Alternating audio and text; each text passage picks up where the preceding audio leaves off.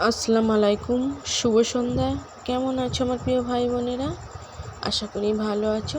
আমি আলহামদুলিল্লাহ তোমাদের মমতাজ আপু ভালোই আছি।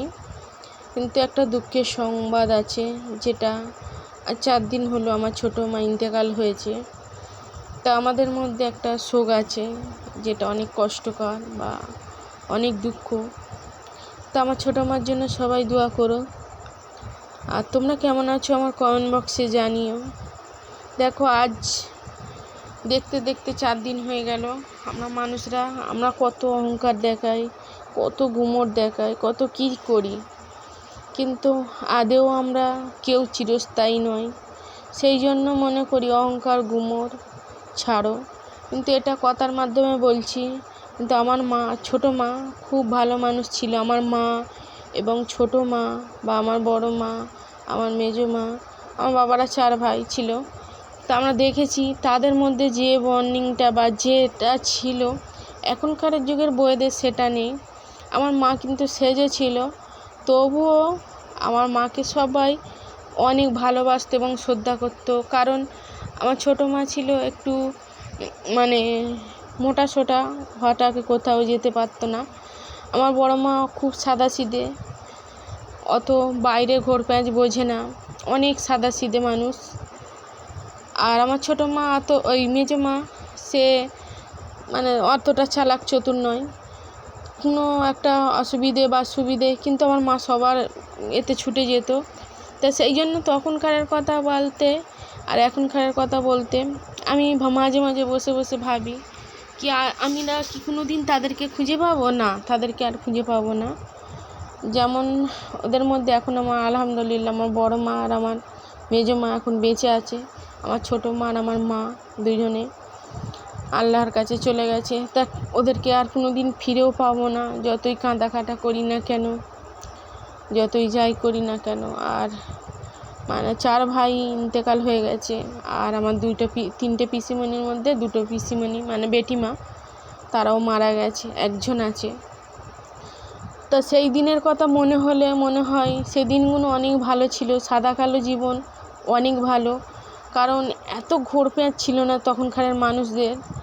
এখনকারে দেখি যায় বা দেওরের ছেলেদের বা ভাসুরের ছেলেদের দেখতেই পারে না। আর তখন আমার মা চাচিদের দেখেছি, দেওরের ছেলেরা নিজের ছেলেদের মতো করে মানুষ করেছে, বড় করেছে। তাদের মতন মন মানসিকতা এখনকারের কারণই নেই। যদি একটা বকে ছেলেদের, বড় মা বা ছোটো মা বকলে বলবে কেন, ওর কি ছেলেও বকে? কিন্তু তখন কি বলতো, আমার মারা ছিল যেমন খুব ভালোবাসতো, কিন্তু একটু ভুল ত্রুটি হলে তেমন রাগ করতো। কিন্তু ওরা মনে করতো যে ভালোর জন্যই বলছে, কারণ ওটা আমার ছেলে। যদি বা কিছু ভুল কাজ করে ফেলে আমাদের হবে। তা গার্জেনরা বা বড়রা কখনো খারাপ চায় না।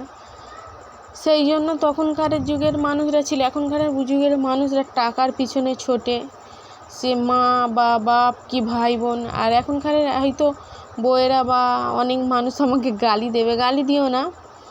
এখনকার বউয়েদের সবসময় মনের ভেতরে একটা শিক্ষা দেয়। ওদের শিক্ষা তো আগেই তো আমি একটা ভিডিওতে বলেছি, মায়েদের থেকে বউয়েদের শিক্ষা জোর বেশি। কারণ মায়েরা ছোটোবেলা থেকে শিক্ষা দেয়, সেই শিক্ষা ভুলে গিয়ে একটা বউ যখন হয়, 4-5 মাস 6 মাসের বউ হলেই বলে বউয়ের কাছ থেকে আমার কাছ থেকে আমার বউকে সরিয়ে নিয়েছে আমার ছেলে। তাহলে বউয়ের শিক্ষা জোরদার। তা এখনকার বউয়েদের শিক্ষা অনেক জোরদার। সেই জন্য বলছি যে এখনকার বউয়েরা বেশিরভাগ শিখায় যে তোমার মা বাবা সবসময় খারাপ চায় তোমার জন্য, তোমার মা বাবা তোমাকে ভালোবাসে না, এইরকম একটা কান ফুসকুনি দেয়।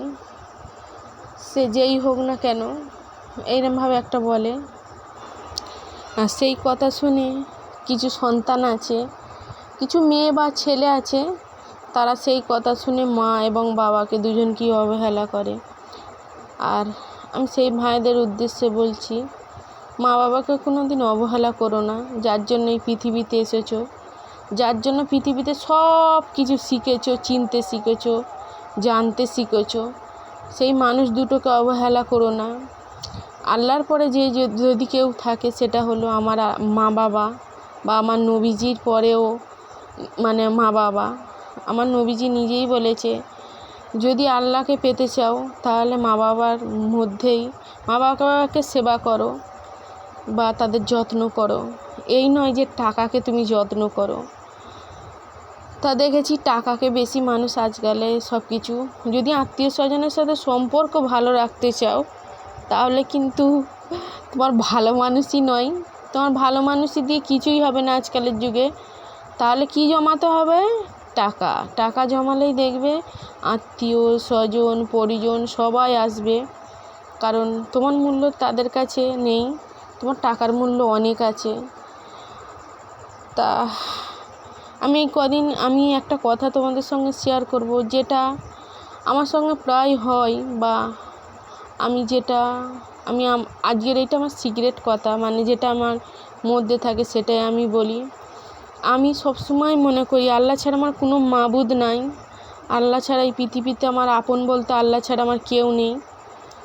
সেই জন্য আমি যখনই চাই কোনো কিছু আমি আমার আল্লাহর থেকে চাই। আর এই 1 মাসের মতো আমার ছেলে কাজ করতেছে, খরচা দেয়, আমার দাদারও অসুবিধে আছে, সেই জন্য এই সপ্তাহে আমি একজনকে কথা দিয়েছিলাম যে আমি কথার খিলাফ আমি করি না, সেটা যে কোনো পরিস্থিতি হোক না কেন। তা আমার সেই কথা দিয়েছিলাম এই সপ্তাহে তার সব কিছু আমি পরিশোধ করে দেব। তা সেটা নিয়ে একবার আসবো। তারপরে আর তোমাদের মামু কাজ করেছে, সে পয়সা বলেছে এই সপ্তাহে আর হবে না, কারণ আমার ছোটো মা মারা গেছে আর আমার দাদা অনেকজনকে খাওয়ান দাওয়ান করেছে, অনেক মানে ওনার উপর দিয়ে অনেক ধকলে গেছে। ওই জন্য আমি তখন আজকে দুপুরবেলা মানে 10টার দিকে অনেকটাই কান্না করেছি আর আল্লাহর কাছে দোয়া করেছি একটাই, আল্লাহ তুমি ছাড়া কোনো মাবুদ নাই, যখনই তোমার কাছে যা কিছু চাই মন থেকে চাই এবং যেটা চাই সেটা পাই, আর যেটা পাই না সেটা মনে করি আমার জন্য বিপজ্জনক, ওই জন্যই হয়তো পাই না আমি। তা আজকের একটা মানুষকে আমি কথা দিয়েছি এই সপ্তাহের ভিতরে আমি তার দেনাটা মুকুব করব।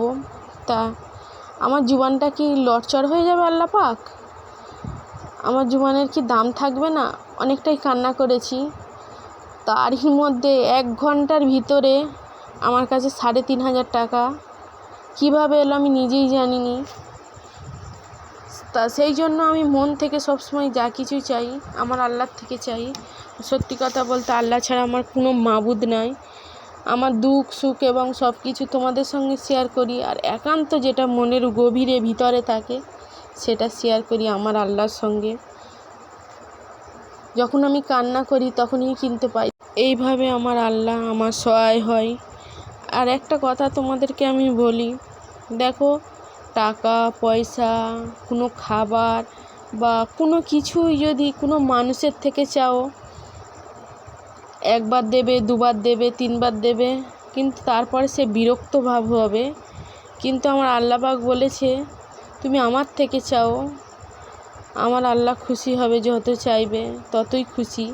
তা সেই জন্যই বেকার আলফাল মানুষের থেকে না চেয়ে আমার দয়াময় আমার আল্লাহর থেকে চাও, ঠিক ইনশাল্লাহ পাবে। কারণ উনি আমাদের পৃথিবীর সব থেকে বেশি আমাদের ভালো চায়। একটা মায়ের যতটুকু মায়া মমতা থাকে আমার আল্লাহর তার 70 ভাগ থাকে। সেই জন্য আমি মনে করি আমি ওই উপরওয়ালার থেকেই চাই, আমার আল্লাহর থেকেই চাই। আর একটা কথা, কার টাকা কার পয়সা কার কী আছে বা না আছে আমার কোনো মানে চাই না, সে যে যার টাকা পয়সা নিয়ে সে যার থাক,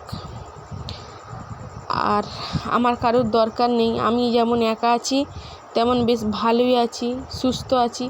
মনে হবে একা থাকা অনেক শান্তির, অনেক আনন্দ, অনেক মজার। এতে তোমার কোনো থাকে না। যখন দেখবে অনেকজনের সঙ্গে তোমার সম্পর্ক রাখার চেষ্টা করবে তখন কিন্তু তোমাকে অনেক তাদের মন জুগিয়ে চলতে হবে। আর বিশেষ করে আমার তো মন জুগোবার চলাবার ক্ষমতাই নেই। আমি একমাত্র আমার আল্লাহর কাছে আমি শরণাপন্ন হই। আর তা কথা বলতে বলতে ভিডিও শেষ প্রান্তরায় চলে এসেছি। আজকের আমি কথা বলতে বলতে কখন যে শেষ হয়ে যায় বুঝতে পারি না। আর আমার এই অমূল্যবান কথা শোনার জন্য সবাইকে অনেক ধন্যবাদ। আজকের এই পর্যন্ত, আবারও কোনো একদিন দেখা হবে তোমাদের সঙ্গে। আমার ভাই আমাকে জিজ্ঞেস করেছে কেমন আছো আপা, তা আমি সেই কথার উত্তর দিই আলহামদুলিল্লাহ, আলহামদুলিল্লাহ, আলহামদুলিল্লাহ। আমি ভালো আছি, সুস্থ আছি, আর আল্লাহর কাছে হাজারো লাখো শুকরিয়া। হ্যাঁ, আমাদের মনের ভিতরে একটা শোক আছে, দোয়া করো আমাদের জন্য।